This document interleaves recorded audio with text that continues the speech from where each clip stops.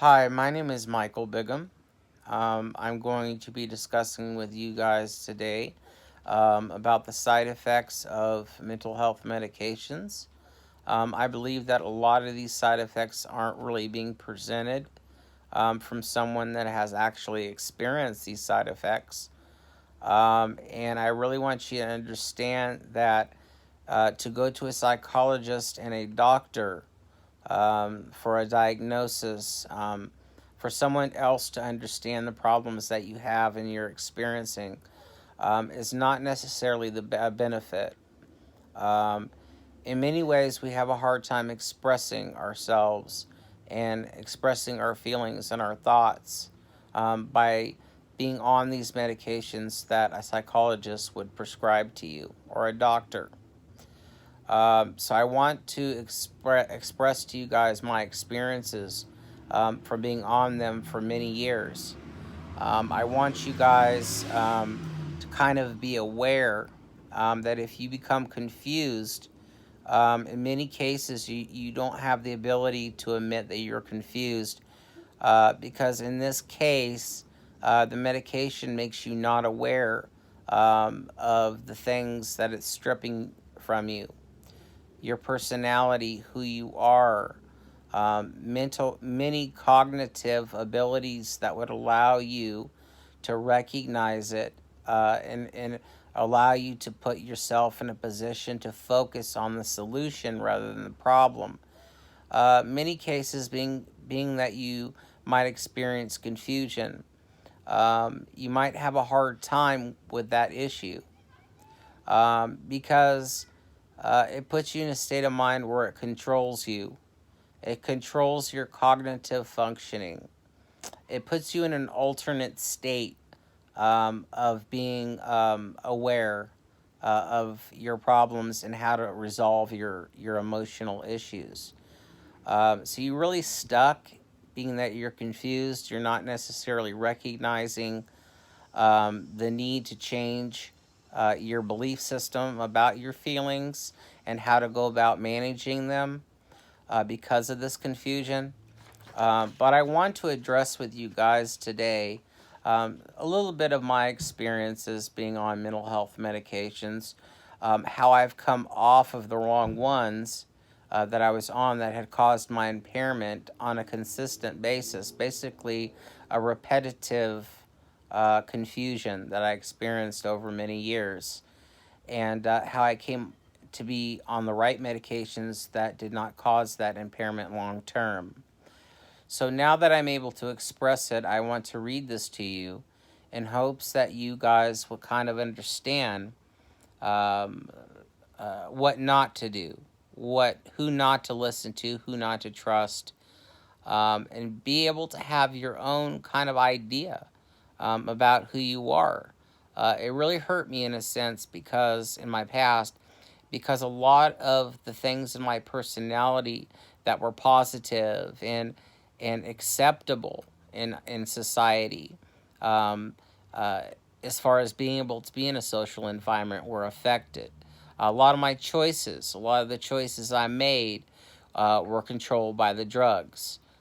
So they weren't really controlled by my cognitive ability to know the difference between right and wrong, and to ultimately make the choice by comparison to make the right decisions in life.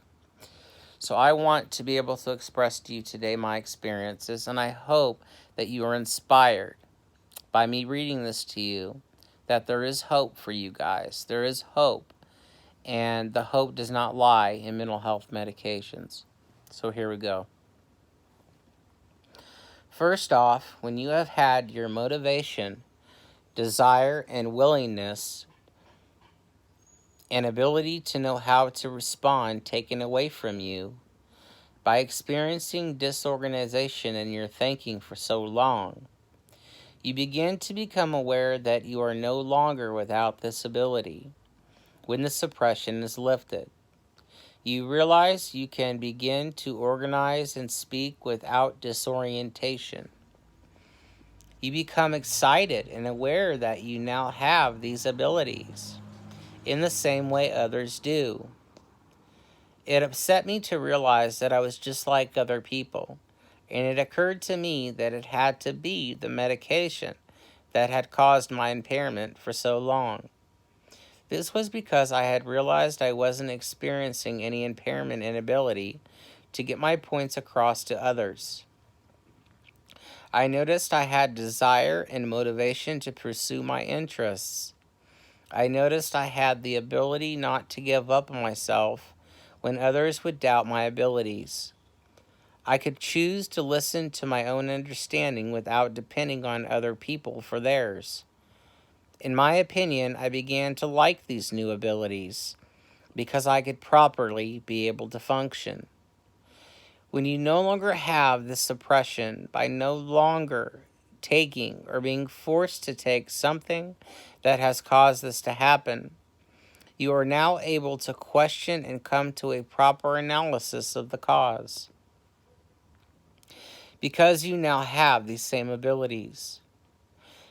The main reason for not having these abilities is solely caused by lobotomizing, paralyzing, and controlling an individual's emotions. This control does not help the person control their own response.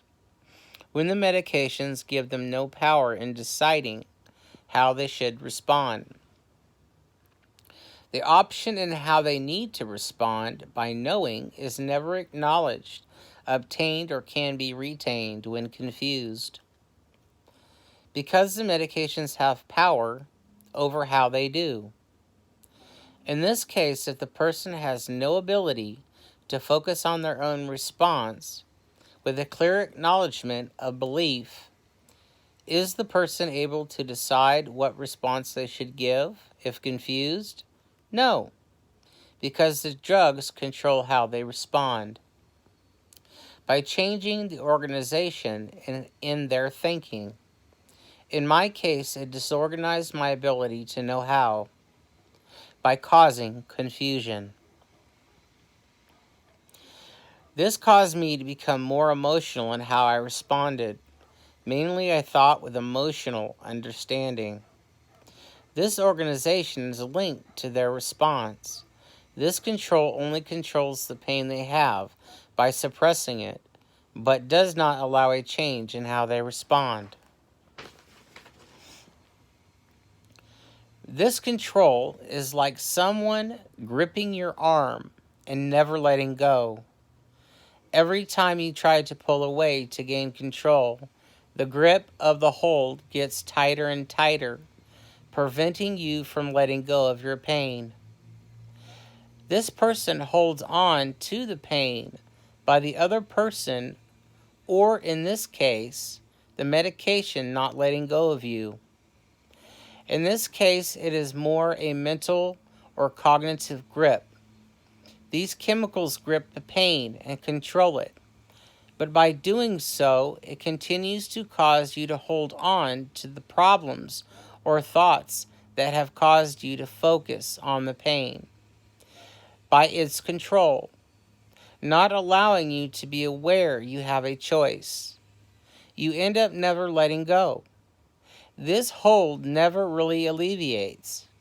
Because you have no ability to focus on the solution that real love provides, by having the ability to forgive, one can find themselves overcoming the pain, but not when they have no awareness that the solution is love.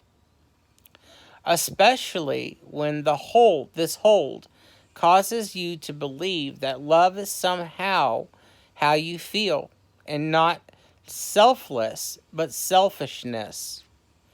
This is because the drugs have caused confusion in your cognitive understanding. By changing your perspectives, you are forced into a pattern of false truths that cause others to question your state of mind. By allowing this to continue, you don't change the response over time. You prevent and worsen it. A positive response is never obtained in not knowing. By suppressing brain function, you prevent the person from gathering the right information needed to give their response. To experience this for oneself is to understand what has happened to the individual. It is a personal experience. I believe not everyone can understand or relate to this because it's my own experience. Unless your mind has experienced the effects that many of these medications have on the brain, you won't be able to acknowledge what the issues are. In this case, it is hard to properly do an analysis for relevance to the cause of impairment, except by someone who has been through this. Being that I am not a psychologist, it does not mean I am not telling the truth. So I wanted you guys to be able to understand a little bit about my personal experience. I am going to be able to, here in a little bit, do another video. Probably in about 5 minutes, 6 minutes, I'll upload another one.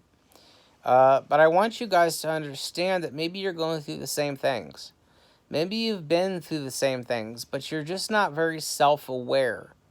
Because there's something that you've taken, whether it be mental health medications, alcohol, drugs, whatever it may be. There's something that makes you feel really, really good and suppresses your emotion to the point where you think it's working. But really, in actuality, you're losing a lot of the natural things that make you special and bring out your personality and your identity. You're literally having these things stripped from you. Would you rather be able to express yourself and come to a proper conclusion for your own self, of belief, of your surroundings, of your environment, of who you are, rather than having to depend upon other people to question who you are, and then you latch on to their beliefs and say, okay, that's who I am. You have your own identity that makes you unique. But when you take these medications, they literally strip everything from you by confusing you. You no longer focus. You no longer focus on the solutions in life. You focus on your problems and emotions. Nothing ever really gets better as far as your behavior. It really only makes you worse. Why? Because it suppresses your transmitters. Your transmitters are what allow you to keep conscious and remain alert and responsive. But I'm going to get into that on the next video. I'm going to talk about consciousness. And I want you guys to really be focused and alert and attentive to what I'm saying. And hopefully what I'm saying and my experiences can inspire you to change your own life and turn it around. So this is Michael James Bigham. You all have a wonderful day. Bye.